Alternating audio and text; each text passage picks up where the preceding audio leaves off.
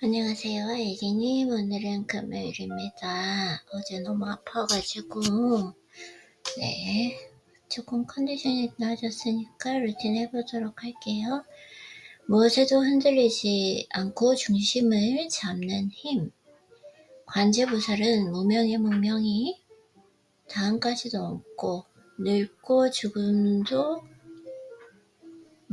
죽음이 다음까지도 없다. 고지멸, 도도 없고 지혜도 어둠도 없다고 했습니다. 부처의 세 가지 교리인 12이연? 왜 이렇게 어렵지? 처음 들어본 단어다. 부처는 이 세계에 떠도는 수많은 이론과 교파 중 그 무엇으로도 문제를 해결할 수 없다고 했습니다. 하지만 평범한 사람들은 다른 방법은 소용이 없지만 내 방법만은 다르다는 착각에 휩싸여 있고 이것이 찬성하면 저것을 부정하게 되고 이것을 부정하면 저것을 찬성하게 된다는 함정에 빠져 있습니다. 부처는 매우 특별합니다. 그는 이 세계의 어떤 논리에도 미혹되지 말라고 우리에게 경고했습니다. 물론 부처 자신의 논리도 포함해서 말입니다. 그는 자기 자신이 말하는 것도 역시 헛되기는 마찬가지라고 했습니다. 반야신경을 보면 무라는 글자 6개로 부처가 일생 동안 설파한 교리가 단숨에 무로 변했습니다. 물론 이 무는 역시 초월을 의미합니다. 지혜도 없고 어둠도 없다. 부처는 이 세상이 철저히 부정하고 인간이 경험할 수 있는 세계를 부정했으며 자신의 이론을 포함해 이 세계에 관한 모든 이론을 부정했습니다. 부처의 학설을 받아들인다. 못 읽겠어요. 안 읽혀져요. 안 읽혀져요. 나랑 안 맞아요, 지금. 무엇을 읽어볼까요? 인생을 바라보는 안무. 한번 읽어볼까요?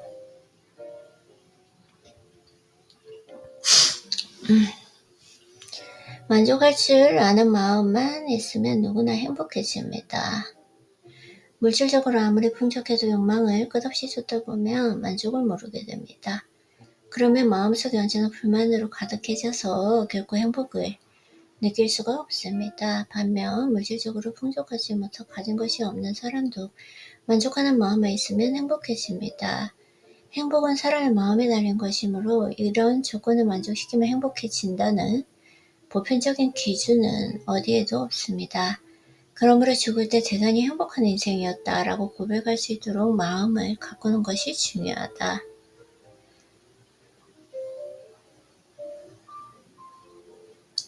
그런 아름다운 마음이 없이는 결코 행복해질 수가 없습니다. 아름다운 마음.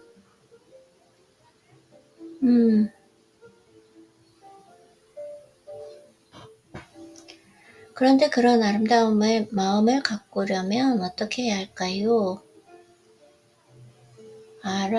했으면은 오케이. 인간에게는 108번뇌가 있다고 합니다. 부처는 이 번뇌가 인간을 괴롭히는 원흉이라 그랬다. 욕망, 불평, 분노, 삼독.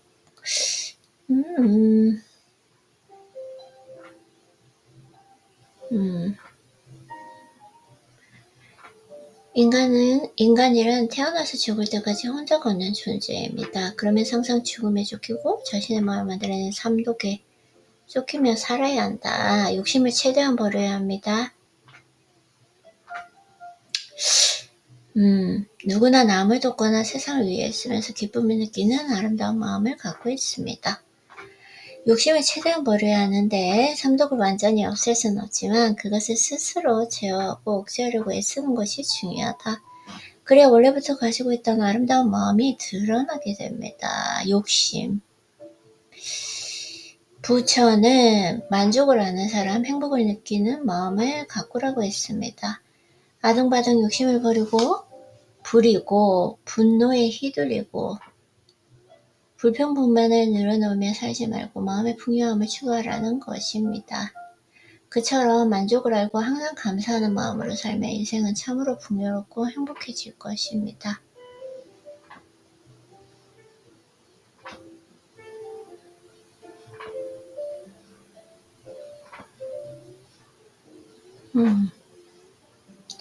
항상 겸허할 거.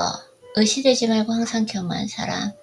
자기 일은 옆으로 제쳐놓고 언제든 세상과 남을 배려해서 행동하는 사람. 그렇게 자기 욕망과 허영을 억누를 수 있는 극기심의 소유자야말로 진정한 인격자입니다. 시련 때문이 아니라 시련에 대처하는 태도 때문에 망한다. 겸손한 자만이 복을 만든다 라는 말이 나옵니다. 교만한 인간은 행복을 얻을 수 없고 교만한 마음의 소유자만이 행복을 얻을 수 있다는 뜻입니다. 겸허해지면 자신을 낮추는 어쩐지 초라해질 것 같다고 생각하는 사람도 있겠지만 그것은 큰 오해입니다. 스스로에게 자랑스러운 것이 전혀 없는 사람일수록 남들 앞에서 의시되고 거들먹거리게 된다. 과시욕을 채우는 것이다. 아무리 대단한 사회적 명성을 얻어도 혹은 아무리 큰 회사나 조직의 지도자로서 많은 사람을 이끌고 있어도 전혀 의시되지 않고 항상 겸허할 수 있는 사람. 자기 일은 옆으로 제쳐놓고 언제든 세상과 남을 배려해서 행동할 수 있는 사람. 그렇게 자기 욕망과 허영을 억누를 수 있는 극기심의 소유자야말로 진정한 인격자라고 할 수 있다.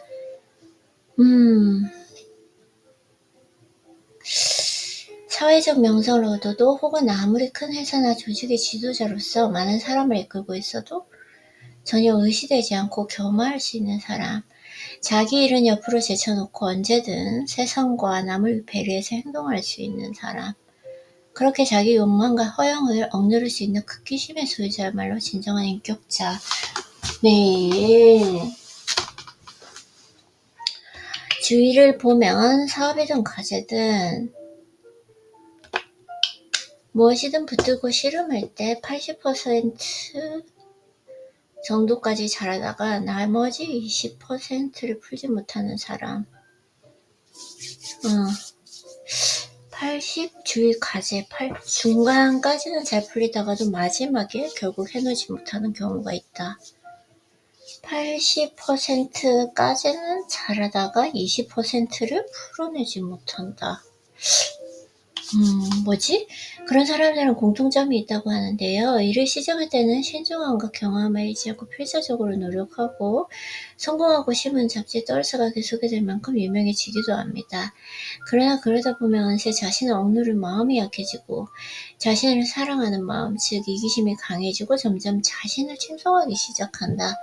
그런 고난까지 이겨내며 잘 해냈다라는 생각이 강해져서 점점 교만해진다. 그러네요.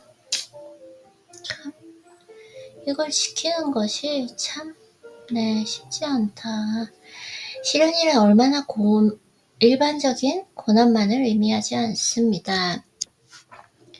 인간에게는 빛나는 성공조차 시련일 수 있습니다. 사업에 성공하여 높은 지위와 명성, 큰 재산 얻은 사람은 저 사람은 행복하겠지 하는 선망의 눈길로 바라보기 쉽습니다. 그러나 그 성공조차 하늘이 준 혹독한 시련일지도 모른다. 맞아요. 세상에는 인생에서 성공을 거두고 부자가 되자마자 사치와 향락에 빠진 사람이 많다. 오케이. 세상의 영광스러운 무대에서 활약한 프로 선수들 중에 20대 젊은 나이에 수천만원, 심지어 1억 원 이상의 연봉을 받는다. 젊은 시절에 이런 단기적 성공과 명성은 결코 먼 장래를 약속하지 않고 그런 의미에서 보면 현역 선수로 활용할 때 몸에 밴 삶의 태도가 이후의 인생을 결정짓는다 해도 과언이 아닙니다. 그 중에는 내 재능으로 번 돈이니 마음대로 실컷 해야지 하면 오는데 심취해서 몸을 망치는 사람도 있다. 현역 시절부터 무슨 일이든 성실히 임한 결과 은퇴 후 일반에서 일하면서도 삶을 영위하는 사람이 있다. 앞에서도 이야기했다시피 신이 일부러 행운을 주어 그 사람이 어떻게 변하는지 시험하는 것은 아닐까 싶을 때도 있습니다. 그 시련에 올바른 자세로 대처하면 선한 결과를 얻고 그릇된 자세로 대처하면 악한 결과를 얻습니다. 인생은 변화무쌍하기 짝이 없습니다. 주변을 돌려보면 저 사람은 그때 성공하지 않는 게 나았어. 행운을 만드는 불운을 만들든 언제나 겸허하게 자기 자신을 지키며 사는 것이 중요합니다. 이것을 명심하고 겸허함을 잃지 말아야 하고 매일 자신을 반성하면서 인생을 성실하고 진지하게 살기 바랍니다. 그러다 보면 상상도 못할 만큼 순조로운 인생이 펼쳐진다.